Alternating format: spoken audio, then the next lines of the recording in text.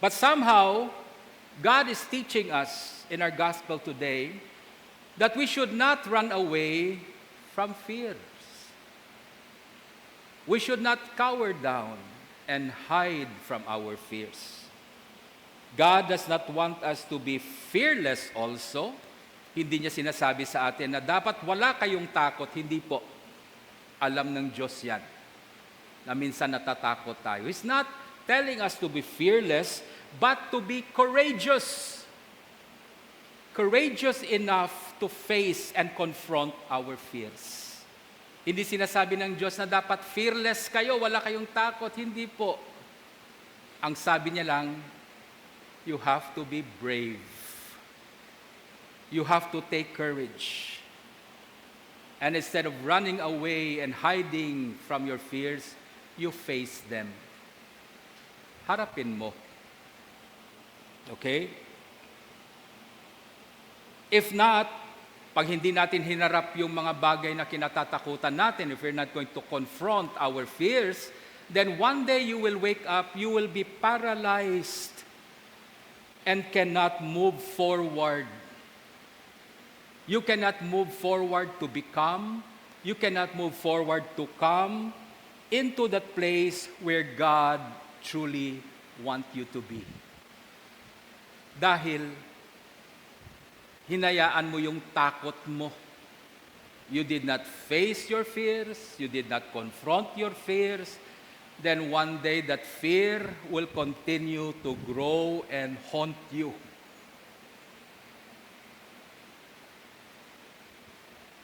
Lalaki ang takot. Saan? Sa isip mo.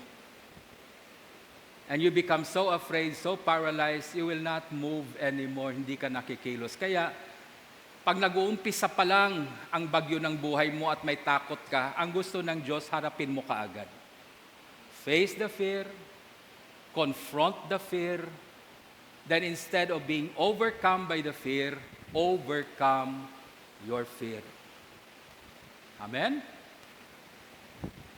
And we see that in the gospel today with our Lord. There was a threat in his life now, but instead of running away, instead of, mag-ikot-ikot na lang, just to libagin yung sarili niya, he went to pray. In prayer, sometimes people don't want to pray because when they pray, they are faced up with what they fear. Pag nagdadasal ka, nahaharap mo yung kinatatakutan mo. You are now face to face, not only with God, but the thing that you fear. That's why people don't want to pray. Naaalala ko kasing problema ko pag nagdadasal. Naiisip ko kasing mangyayari sa akin pag nagdadasal. Huwag na lang magdasal. Okay? So now, since the storms of life will surely come upon everyone, and fear would set in, what do we do? Anong gagawin natin? Well, we have to, number one, prepare for the storms, and look for precautions. Okay? Yun ang tandaan natin. There are precautions. Pwede mo paghandaan yung mga bagyo na yan ng buhay na darating sa atin. Ano? That is why we prepare. Okay? We prepare. Now, I will introduce you to three kinds of fear. The first kind of fear is what I would call toxic fear. Yung takot na hindi mabuti, hindi healthy, takot na nakakasira. Ano yun? Anong klaseng takot na yun? Well, it's the kind of fear that makes you anxious. There are fears in our life na pag naisip natin, pag nakita natin, it makes us anxious, and some people get anxiety attack. Nakita ka ng tao nagpapanik, nagkakaroon ng anxiety attack.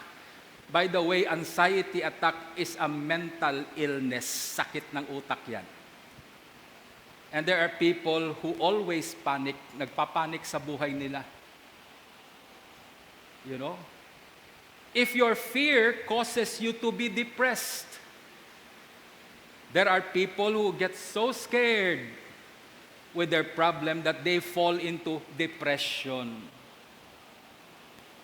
And some people will come to me, Bishop, ilehan mo ako. Bakit? May depression po ako. So pag tinatanong mo bakit, ano bang kinatatakutan mo sa buhay? Wa man ako ginakahadlukan. Oo, gid. Ay paalin ko ikaw mabuligan, ay wa ka gagasugid. Denial ka man gihapon. You cannot help a person who is in denial. Well, someone comes to me and say, I'm depressed, Bishop, because I'm going to be fired out hanggang katapusan ng buwan na lang ako. Pinapaalis na ako ng amo ko and I don't know kung saan ako mag-a-apply ng trabaho. Now we're talking. Nag-uusap tayo, walang denial. Natatakot ako mawalan ng trabaho, may estudyante pa man ako. I have 3 students, I'm sending to school, and I'm losing my job. Now I am depressed. Yes, that depression came from the fear of not able to provide for your children. Yung mga anak mo magugutom, yung mga anak mo hindi makapagtapos ng pag-aaral. Now, you fear that so much and it depressed you. Why? Because you cannot do anything about it sa akala mo. Wala kang magagawa. Have you experienced that? Na nagkaroon ka ng problema at yung solusyon sa problema na yun ay hindi mo magawa. Amen? And it makes you depressed. This kind of fear, the fear that will make you anxious, that will get you into depression, there is another type sa isang toxic fear, the fear that will make you angry. Maraming tao ngayon sa mundo, galit na galit. They're so angry. Why? Because they're afraid.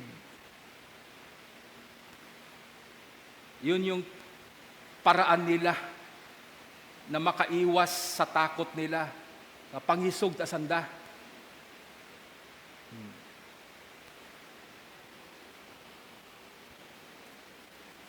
Bayhon na ikaw karon, diba? Ngani akala natin yung nanununtok, yung mga taong bayolente, akala natin matatapang. Hindi po. Yan ang mga ehemplo ng mga taong takot na. They're so afraid and they turn to violence to escape, not to face their fears. That kind of fear is toxic. Yan ang sinasabi sa Bible na kailangan labanan natin. Yan ang sinasabi sa Bible that you need to overcome. Don't allow that to dominate your life, to dictate your life, to define your life, to define what you cannot do and what you can do only. I have been a victim of this fear. 30 years ago, when I was called into the priesthood, kaya sineselebrate ko ngayon yung priesthood ko. But 30 years ago, when I felt the calling of God to the priesthood, when I said yes, I know I will be facing storms in my life. I know. And my fear is this. What if I fail bilang pare? Okay lang pag pumalpak ako as me, no priesthood. Palpak naman kaagad yung buhay ko. Sanay na ako sa kapalpakan. It's okay with me pag pumaltos na naman. But now, becoming a priest, iniisip ko, I cannot fail. I don't want to fail. And so I had that fear. May takot ako. I'm so afraid. Okay lang yung first few weeks nung inordain ako, yung nakaganyan ka. Ayun yatang pinakamadaling gawin pag ino-ordain ka. Yung didipa-dipa ka lang sa harap ng altar, di ba? Parang drama ba? Yun yatang pinakamadali. Kaya maraming pare na dumipa na sa altar, di ba? Pero pag tinanong mo, saan kayo ngayon? Wala na.